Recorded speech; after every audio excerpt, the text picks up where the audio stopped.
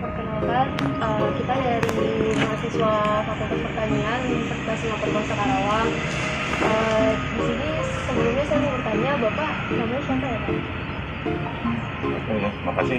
Assalamualaikum warahmatullahi wabarakatuh. Waalaikumsalam. Nama saya Sunario Hendro. Kebetulan saya sebagai pengelola kebun di Menteng.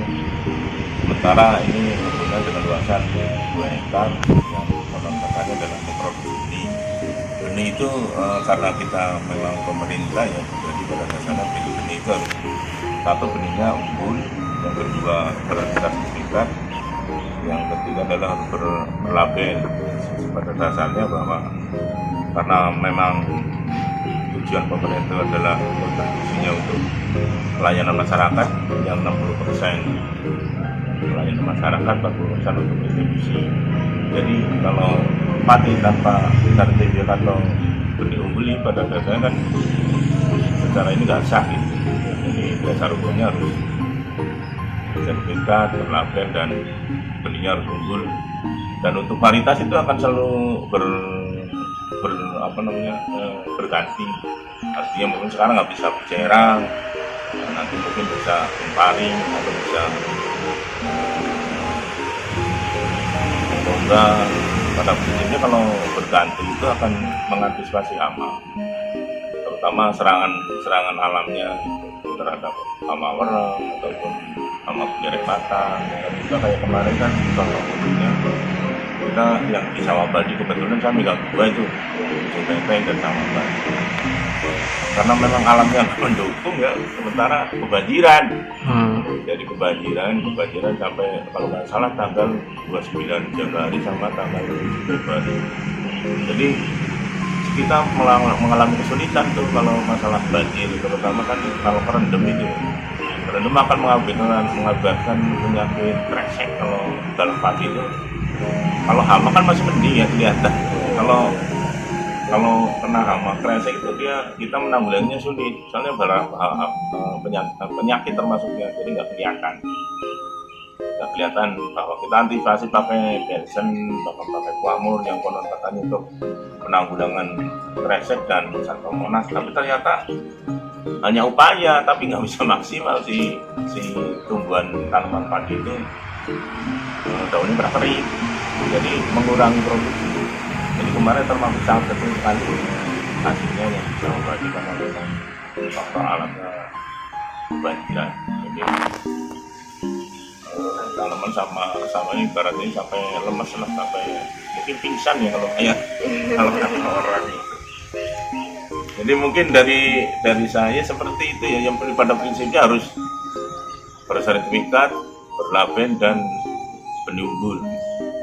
Soalnya kadang-kadang kalau namanya benih padi setelah umpamanya udah dipanen, kita jemur, dan itu juga harus diuji lab.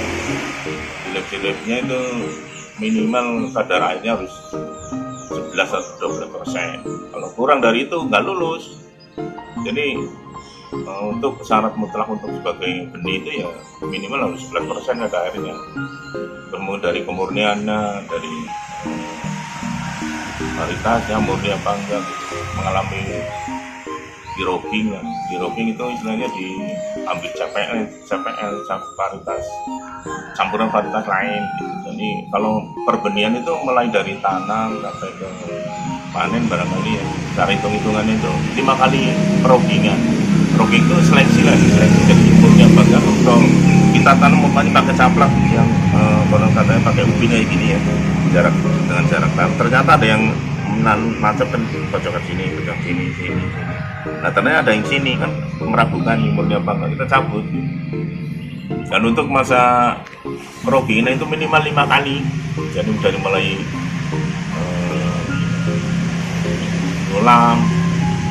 nyulam mungkin umur 8 hari sampai 15 hari atau ngerambet itu kalau kira-kira kita meragukan cabut.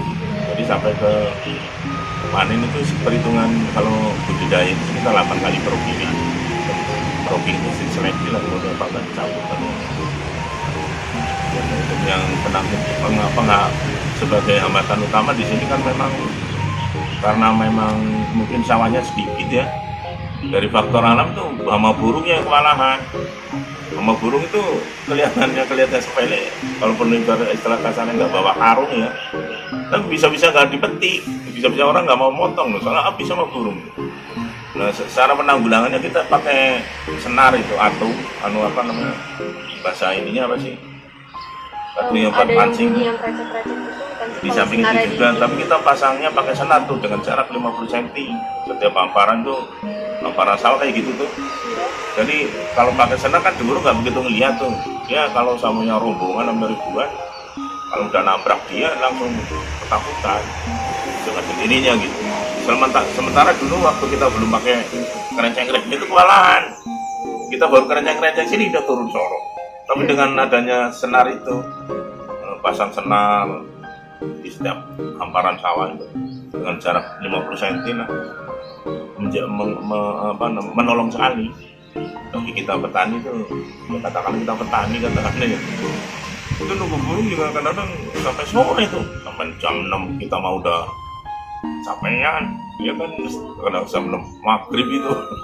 Sampai maghrib karena ini masih ngejar itu kan kewalahan di lapangan.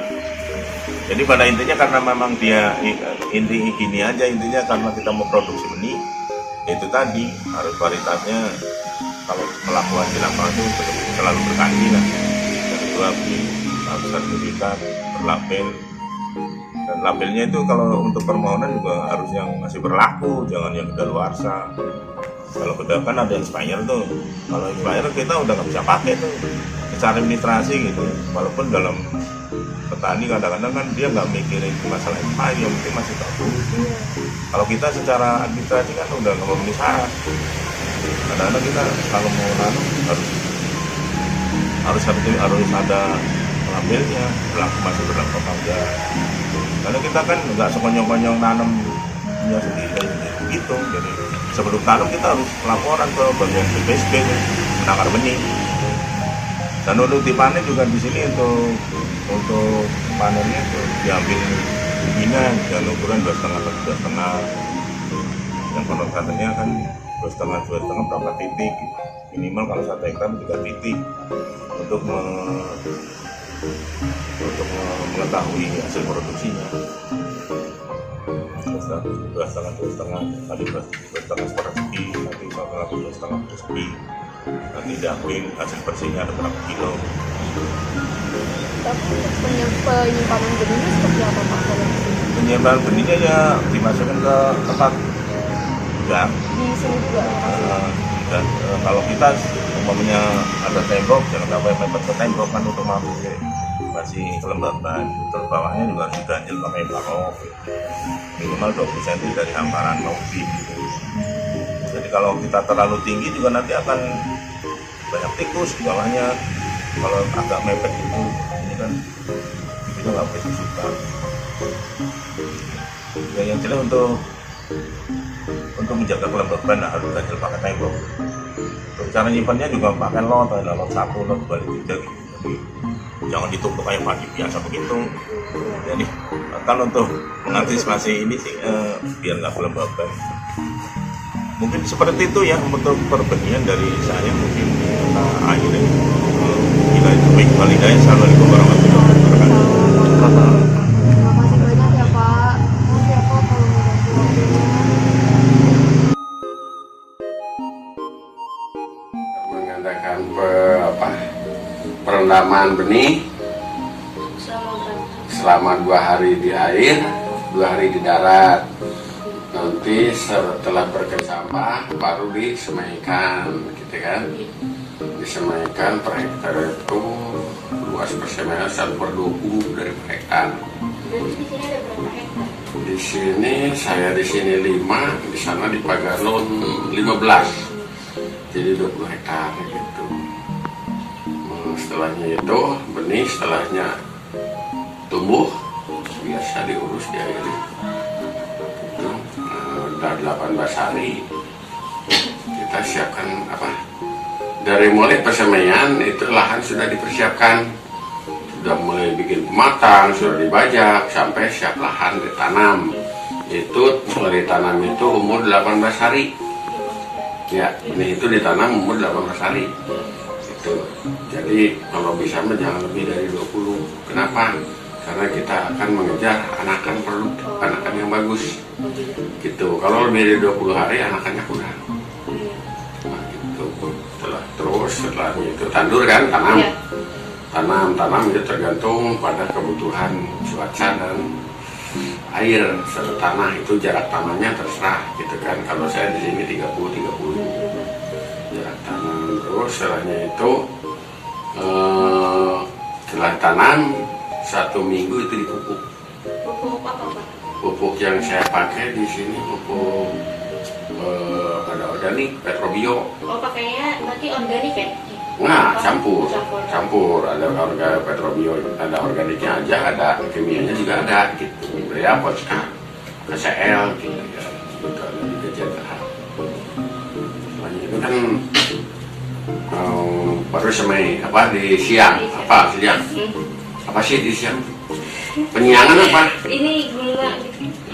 Jadi pembersihan apa lahan dari tanaman rumput-rumput pengganggu yang tidak dibutuhkan gitu kan. Itu penyiangan pertama. Nah, nanti setelahnya 15 sampai 20 hari baru dipupuk lagi. Pupuk lagi kedua.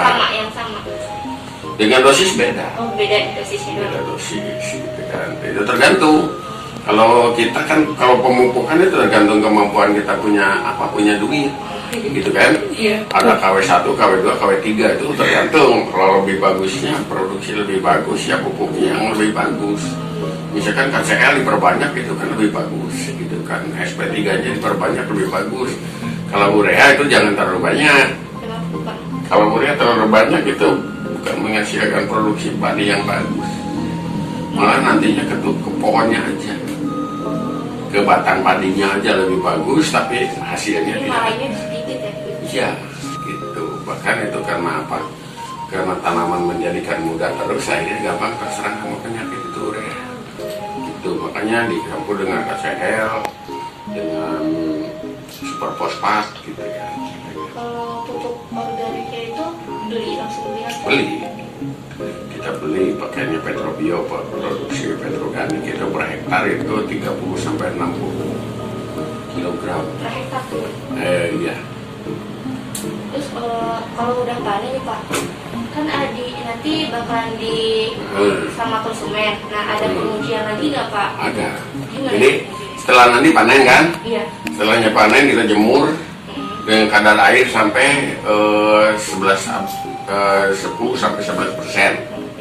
Itu untuk benih gitu kan. Nah, terus itu nanti diuji melalui BPSB. Badan sertifikasi benih. Harus ke BPSB ada. harus ke sana. Oh iya, kita lulus atau tidaknya benih itu adalah hasil dari uji lab. Itu nggak sembarangan di sini produksi. Jadi di sini langsung bisa diuji gitu. Enggak. Ya harusnya sih ada, semua balai harusnya ada, tapi yang tetap yang punya kuasa itu kelulusan itu sertifikasinya kan dari BPSB itu punya provinsi Jawa Barat, ada di sana di Majalengka. Ada lagi? Ada. Nah, setelahnya itu diuji lulus, baru sertifikatnya keluar, baru kita cetak di packing. Terus pernah nggak Pak kalau misal ada yang nggak lulus itu dikemanain? Nggak lulus ya dijual. Tetap dijual. Tetap dijual.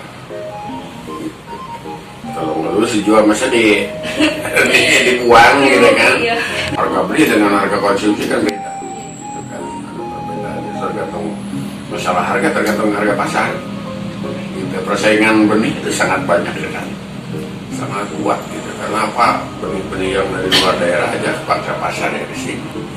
Terus kalau yang di sini yang sering dialami kesulitannya gimana? Sering dialami kalau yang sering dialami adalah pemasaran persaingan harga. Kalau produksi padinya enggak? Wah, Enggak biasa ya. subadi itu Kayak yang hamanya kayak gitu. bisa diatasi gitu kan, kecuali tikus. Kalau tikus ya diatasi juga kan, tetap aja begitu teknologi apapun tikus ya tetap aja tikus gitu kan. Kalau hama yang lainnya bisa dengan pengendalian dengan apa? Dengan fungisida gitu, dengan nematosida, dengan ya obat-obatan itu bisa.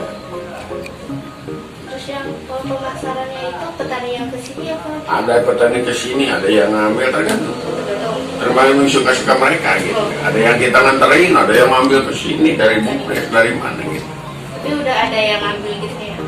Ada yang ngambil, ada yang datang ke sini, yang perorangan datang ke sini untuk kios-kios. Mereka yang datang ada juga gitu, berbagai macam. Pengemasannya itu gimana, apa? Di plastik aja? Iya. Plastik bening Plastik benih. biasa. Plastik benih udah ada sablonnya, udah ada kualitas bermutu gitu kan, benih bermutu dan bersertifikat gitu ya. Ada organisasi. Cuman ini mau dibuka gudangnya itu kuncinya tuh macet. Dari kemarin itu kunci. Ada yang mau itu juga nggak bisa. Itu biasanya disimpan berapa lama, Pak? Itu 6 bulan. Maksimal. Iya. Kalau udah maksimal, Udah maksimal, udah kita dicek lagi ke BPSB. Kalau masih lulus ya bisa diperpanjang. Kalau enggak udah buat jadi konsumsi. Iya. Jadi gabah konsumsi dijadikan beras. Jadi masa kadaluarsanya itu 6 bulan. 6 bulan. 6 bulan, udah 6 bulan, udah tidak laku, udah kembali. Itu bisa ditanam ya? Bisa ditanam, boleh ditanam. Tapi hasilnya beda. Nah itu boleh-boleh saja mau ditanam mau apa, apalagi yang istilahnya dapat rogging, dapat pemilihan gini bagus gitu kan. Iya, bagus. Yang dari petani aja yang bini goah Iya. gitu kan masih bagus. Cuman kan kita punya bermutu dan bersertifikat gitu. Jadi daya tumbuhnya harus lebih dari 80% gitu. Masih bisa ditanam kalau mau petaninya gitu. Cuman kan kita punya sertifikat, masa udah bersertifikat ini tidak lulus dipaksain gitu.